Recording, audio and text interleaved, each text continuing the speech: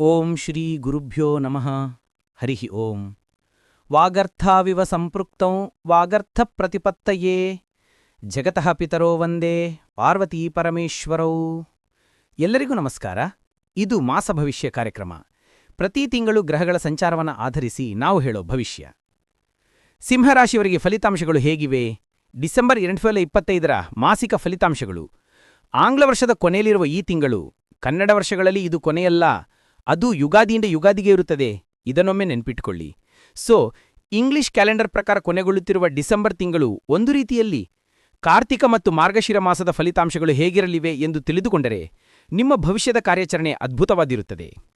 ಈ ತಿಂಗಳಲ್ಲಿ ನಿಮ್ಮ ಬುದ್ಧಿ, ವಿಚಕ್ಷಣಾಶಕ್ತಿ, ವಿಧೇಯತೆ ಮತ್ತು ತಂದೆತಾಯಿಗಳ ಆಶೀರ್ವಾದ ಬಲವು ನಿಮಗೆ ಶುಭಯೋಗವನ್ನು ನೀಡುತ್ತದೆ. ವಾರದ ಫಲಿತಾಂಶಗಳು. 1ನೇ ವಾರ, ನಾನು ಏನಾದರೂ ವಸ್ತುಗಳನ್ನು ಖರೀದಿಸಬಹುದೇ ಎಂದು ಕೇಳಿದರೆ ಮೊದಲ ವಾರದಲ್ಲಿ ಸಾಧಾರಣ ಫಲಿತಾಂಶಗಳಿರುತ್ತವೆ. 2ನೇ ವಾರ ತೀವ್ರವಾದ ನಿರಾಶೆ ಮತ್ತು ಹತಾಶೆ ಇರುತ್ತದೆ. 3 ಮತ್ತು 4ನೇ ವಾರ ಲಾಭದಾಯಕವಾಗಿರುತ್ತದೆ. ಹಿಂದಿನ ರಾಶಿಯಂತೆ ಈ ರಾಶಿಯವರಿಗೂ ಕೆಲವು ನಕಾರಾತ್ಮಕ ಅಂದರೆ ನೆಗೆಟಿವ್ ಫಲಿತಾಂಶಗಳು ಕಂಡುಬರುತ್ತಿದ್ದರೂ ಶುಭ ಫಲಗಳು 80%ಗಿಂತ ಹೆಚ್ಚು ಕಂಡುಬರುತ್ತಿವೆ. ತೊಂದರೆದಾಯಕ ವಾತಾವರಣ 40%ರಷ್ಟು ಇದೆ.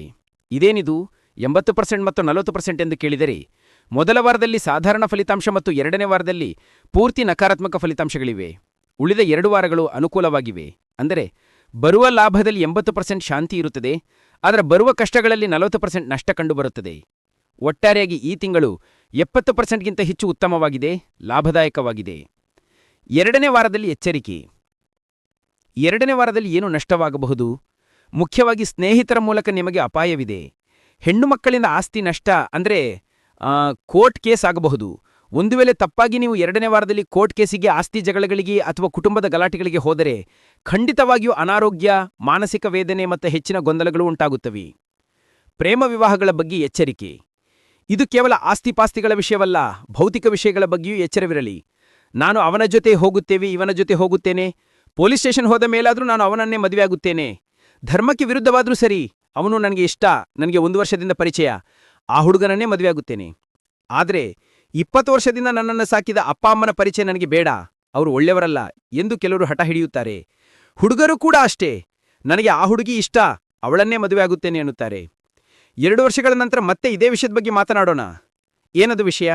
ಆ ಹುಡುಗಿ ನನ್ನನ್ನು ಪ್ರೀತಿಸಿ ಮದುವೆಯಾದಳು, ಆದರೆ ಈಗ ನನಗೆ ಮೋಸ ಮಾಡಿ ರಾತ್ರಿ ಇನ್ಯಾರೊಂದಿಗೋ ಚಾಟಿಂಗ್ ಮಾಡುತ್ತಿದ್ದಾಳೆ, ಅಥವಾ ಈ ಹುಡುಗ ನನ್ನನ್ನು ಮೋಸ ಮಾಡಿ ಇನ್ನೊಬ್ಬಳನ್ನು ಪ್ರೀತಿಸಿದ ಎಂದು ಹೇಳುತ್ತಾರೆ. 2 ವರ್ಷಗಳ ನಂತರ ಫ್ಯಾಮಿಲಿ ಕೋರ್ಟ್ನಲ್ಲಿ ಇದೇ ವ್ಯಕ್ತಿಗಳು ವಿಚ್ಛೇದನ ಕೇಸ್ನಲ್ಲಿರುತ್ತಾರೆ. ಇದು ಸುಳ್ಳು ಎಂದುಕೊಂಡಿದ್ದೀರಾ? ಹೈಕೋರ್ಟಿಗೆ ಹೋಗಿ ಕೇಳಿ ನೋಡಿ ಎಷ್ಟು ವಿಚ್ಛೇದನ ಕೇಸುಗಳಿವೆ ಮತ್ತು ಅದರಲ್ಲಿ ಲವ್ ಮ್ಯಾರೇಜ್ ಎಷ್ಟು ಎಂದು. 70%ಗಿಂತ ಹೆಚ್ಚು ಪ್ರೇಮ ವಿವಾಹಗಳೇ ವಿಚ್ಛೇದನ ಕೇಳುತ್ತಿವೆ. ಮದುವೆಯಾಗಿ 6 ತಿಂಗಳಿಗೆ, 1 ವರ್ಷಕ್ಕೆ ಅಥವಾ ತಿಂಗಳೊಳಗೆ ವಿಚ್ಛೇದನ ಕೇಳುವವರಿದ್ದಾರೆ. ಇವೆಲ್ಲವೂ ಟೆಂಪ್ರವರಿ ಮ್ಯಾರೇಜ್ ಅಥವಾ ಮ್ಯಾಜಿಕ್ ಮ್ಯಾರೇಜ್.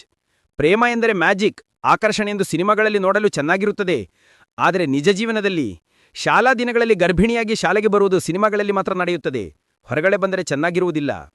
ನಮ್ಮಲ್ಲಿ ಕನಿಷ್ಠ ಜ್ಞಾನ ಮತ್ತು ಪರಿವರ್ತನೆ ಬರಲಿ ಎಂದು ನಾನು ಇಷ್ಟು ವ್ಯಂಗ್ಯವಾಗಿ ಮತ್ತು ಕಟುವಾಗಿ ಹೇಳುತ್ತಿದ್ದೇನೆ. ಹೀಗೆ ಹೇಳಿದರೆ ನಿಮ್ಮ ಮೆದುಳಿಗೆ ನಾಟುತ್ತದೆ ಮತ್ತು ಭವಿಷ್ಯ ಏನಾಗುತ್ತದೆ ಎಂದು ಅರ್ಥವಾಗುತ್ತದೆ. ಆದ್ದರಿಂದ 2ನೇ ವಾರದಲ್ಲಿ ಕಷ್ಟ ಮತ್ತು ನಷ್ಟ ಹೆಚ್ಚಾಗಿದೆ.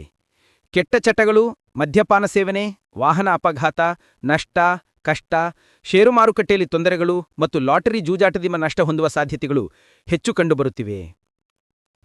3 ಮತ್ತು 4ನೇ ವಾರಗಳ ಶುಭ ಫಲಗಳು. ಪ್ರೇಮಿಗಳಿಗೆ ಈ ವಾರಗಳಲ್ಲಿ ಪ್ರೇಮಿಗಳಿಗೆ ಅನುಕೂಲವಾಗಿದೆ, ದೊಡ್ಡವರ ಒಪ್ಪಿಗೆ ಸಿಗುತ್ತದೆ, ವಿವಾಹ ಯೋಗ ಕೂಡಿಬರುತ್ತದೆ. ಕುಟುಂಬ, ಸತ್ಸಂತಾನ ಪ್ರಾಪ್ತಿ, ಹಿರಿಯರ ಒಪ್ಪಿಗೆಯೊಂದಿಗೆ ವಿವಾಹ, ಕುಟುಂಬದ ಅಭಿವೃದ್ಧಿ, ಗೃಹಯೋಗ, ಧನಲಾಭ, ಐಶ್ವರ್ಯ ಮತ್ತು ಆನಂದವಿರುತ್ತದೆ. ವೃತ್ತಿ ಮತ್ತು ಹಣಕಾಸು, ವಿವೇಚನೆಯಿಂದ ಕೆಲಸ ಮಾಡುತ್ತೀರಿ, ದುಷ್ಟರಿಂದ ದೂರವಿರುತ್ತೀರಿ. ಆರ್ಥಿಕ ಅಭಿವೃದ್ಧಿ, ಷೇರು ಮಾರುಕಟ್ಟೆ, ಸ್ಪೆಕ್ಯುಲೇಷನ್, ಕಮಾಡಿಟೀಸ್, ಕ್ರಿಪ್ಟೋಕರೆನ್ಸಿ, ಬಿಟ್ಕಾಯಿನ್, ಲಾಟರಿಗಳಲ್ಲಿ ಧನಲಾಭವಾಗುವ ಸಾಧ್ಯತೆ ಇದೆ. ಕೊಟ್ಟ ಹಣ ವಾಪಸ್ ಬರುವ ಮತ್ತು ಸಾಲ ತೀರಿಸುವ ಅವಕಾಶಗಳಿವೆ. ಖರೀದಿ, ಹೊಸ ವಸ್ತುಗಳು, ಕಾರು, ಗೃಹೋಪಯೋಗ ವಸ್ತುಗಳನ್ನು ಖರೀದಿಸುವ ಯೋಗವಿದೆ. ದಾಂಪತ್ಯ, ಪತಿ ಪತ್ನಿಯರ ಬಾಂಧವ್ಯ ಚೆನ್ನಾಗಿರುತ್ತದೆ. ವಿದ್ಯಾಭ್ಯಾಸ, ವಿದೇಶದಲ್ಲಿ ಅಥವಾ ಸ್ವದೇಶದಲ್ಲಿ ಉನ್ನತ ವಿದ್ಯಾಭ್ಯಾಸ, ಟಾಪ್ ರ್ಯಾಂಕ್ ಪಡೆಯುವ ಯೋಗವಿದೆ. ಬ್ಯಾಕ್ಲಾಗ್ ವಿಷಯಗಳನ್ನು ಪೂರೈಸಿಕೊಳ್ಳಬಹುದು. ವಿದೇಶಕ್ಕೆ ಹೋಗಲು ಪ್ರಯತ್ನಿಸುವವರು IELTS, GRE, ಟೋಫಿಲ್ ಪರೀಕ್ಷೆಗಳಲ್ಲಿ ಯಶಸ್ಸು ಕಾಣುತ್ತಾರೆ. ಉದ್ಯೋಗದಲ್ಲಿ ಅನುಕೂಲ, ಪ್ರಮೋಷನ್, ಇನ್ಕ್ರಿಮೆಂಟ್ ಸಿಗಬಹುದು. ತಾತ್ಕಾಲಿಕ ಉದ್ಯೋಗ ಕಾಯಮಾಗಬಹುದು. ಕಾರುಣ್ಯದ ಆಧಾರದ ಮೇಲೆ ಉದ್ಯೋಗ ದೊರೆಯಬಹುದು. ವಿದೇಶದಲ್ಲಿ ಉತ್ತಮ ಉದ್ಯೋಗ ಮತ್ತು ಗ್ರೀನ್ ಕಾರ್ಡ್ ಅಥವಾ PR ಸಿಗುವ ಅವಕಾಶ ಖಂಡಿತವಿರುತ್ತದೆ. ವಿವಿಧ ರಂಗದವರಿಗೆ ಕಲೆ ಮತ್ತು ಕ್ರೀಡಾ ಕಲಾವಿದರು ಮತ್ತು ಕ್ರೀಡಾಪಟುಗಳಿಗೆ ಅಭಿವೃದ್ಧಿ. ಸಿನಿಮಾ ರಂಗದ ನಿರ್ದೇಶಕರು, ನಿರ್ಮಾಪಕರು, ನಟನಟಿಯರು ಮತ್ತು ಕಿರುತೆರೆ ನಟರಿಗೆ ಒಳ್ಳೆಯ ಅವಕಾಶಗಳು ಸಿಗುತ್ತವೆ. ಸಿನಿಮಾ ಬಿಡುಗಡೆ ಅಥವಾ ನಿರ್ಮಾಣ ಆರಂಭಿಸಿದರೆ ಲಾಭದಾಯಕ, 2ನೇ ವಾರದಲ್ಲಿ ಮಾಡಿದರೆ ಪತನ ಖಚಿತ. ವ್ಯಾಪಾರ ಫಾರ್ಮಾ, ಸಿಮೆಂಟ್, ಕಬ್ಬು, ಇಟ್ಟಿಗೆ, ಮರಳು, ತಾಮ್ರ, ಹಿತ್ತಾಳೆ, ಮೈನಿಂಗ್, ಕನ್ಸ್ಟ್ರಕ್ಷನ್, ರಿಯಲ್ ಎಸ್ಟೇಟ್, ಮದ್ಯಪಾನ, ಹೋಟೆಲ್, ಇಂಟೀರಿಯರ್, ಫರ್ನಿಚರ್, ಗಾಜು, ಚರ್ಮ ಅಥವಾ ಶೂ ಉದ್ಯಮ ಮತ್ತು ಇವೆಂಟ್ ಮ್ಯಾನೇಜ್ಮೆಂಟ್ ಮಾಡುವವರಿಗೆ ಲಾಭ ದೊರೆಯಲಿದೆ.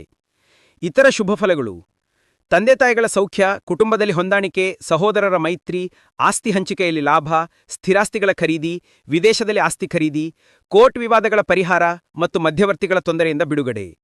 ಸೋಷಿಯಲ್ ಮೀಡಿಯಾ, ಹಿರಿಯ ನಾಗರಿಕರು, ಮಹಿಳಾ ಮಂಡಳಿಗಳು, ವೇದ ಪಂಡಿತರು, ಪುರೋಹಿತರು, ಜ್ಯೋತಿಷ್ಯರು, ವಕೀಲರು, LIC ಏಜೆಂಟ್, ಕನ್ಸಲ್ಟೆನ್ಸಿ ನಡೆಸುವವರಿಗೆ ಲಾಭದಾಯಕವಾಗಿದೆ. ಮದುವೆ ಶುಭವಾರ್ತೆ ಕೇಳಬಹುದು. ಪಾಡಿ ಮತ್ತು ಕೋಳಿ ಸಾಕಾಣಿಕೆ, ಮೀನುಗಾರಿಕೆ ಮತ್ತು ಹೂವು ಹಣ್ಣಿನ ವ್ಯಾಪಾರಿಗಳಿಗೆ ಅಭಿವೃದ್ಧಿ ಕಂಡುಬರುತ್ತದೆ. ಹೀಗೆ ಅನೇಕ ಶುಭಯೋಗಗಳು ವೃತ್ತಿ ಮತ್ತು ಉದ್ಯೋಗದಲ್ಲಿ ಆತ್ಮಸ್ಥೈರ್ಯ, ಧನಧಾನ್ಯ ವೃದ್ಧಿ ಮತ್ತು ಪ್ರಶಾಂತತೆ ದೊರೆಯುವ ಅವಕಾಶಗಳಿವೆ. ಈ ಮಾಸವು ನಿಮಗೆ ಅಷ್ಟೈಶ್ವರ್ಯ ಮತ್ತು ಅದೃಷ್ಟ ಯೋಗವನ್ನು ನೀಡಲಿ ಎಂದು ಕೋರುತ್ತಾ ಸರ್ವೇ ಜನಾಃ ಸುಖಿನೋ ಭವಂತು. ನೀವಿನ್ನೂ ನಮ್ಮ ಚಾನಲನ್ನು ಸಬ್ಸ್ಕ್ರೈಬ್ ಮಾಡಿಲ್ಲವೆಂದರೆ ಈಗಲೇ ಸಬ್ಸ್ಕ್ರೈಬ್ ಮಾಡಿ. ಸ್ವಸ್ತಿ ಪ್ರಜಾಭ್ಯಃ ಪರಿಪಾಲಯಂತಾಂ ನ್ಯಾಯೇನ ಮಾರ್ಗೇಣ ಮಹೀಂ ಮಹಿಷಃ ಗೋಬ್ರಾಹ್ಮಣೇಭ್ಯಃ ಶುಭಮಸ್ತು ನಿತ್ಯಂ ಲೋಕಾಃ ಸಮಸ್ತಾಃ ಸುಖಿನೋ ಭವಂತು.